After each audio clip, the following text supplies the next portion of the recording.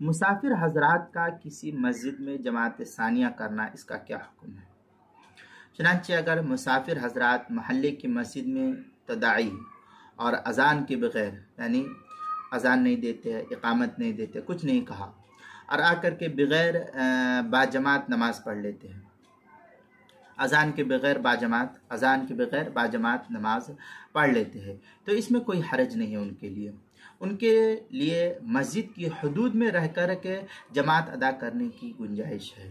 کیونکہ یہ مسافر ہے اور مسافر کا حکم فقہاء نے الگ نقل کیا ہے۔ چنانچہ بدائع الصنائع میں ہے، وروی عن محمد انہ اذا کانت الثانیہ علی سبیل التداعی والاجتماع، اس طریقے کی عبارت بدائع الصنائع کے پہلی صفحہ 379 فتاوی شام میں ہے، وکرہ ترکہما ای الاذان والاقامہ معا لمسافر ولو منفردا وکذا ترکہا لا ترک لحضور رفقہ، اس طریقے کی عبارت جو ہے فتاوی شامی جو زکریا بک ڈپو دیوبند کا ہندی نسخہ ہے، اس کی پہلی صفحہ 63، کتاب المسائل اس کی پہلی صفحہ 422 پر بھی اس کو نقل کیا گیا، وہاں بھی دیکھ سکتے ہیں۔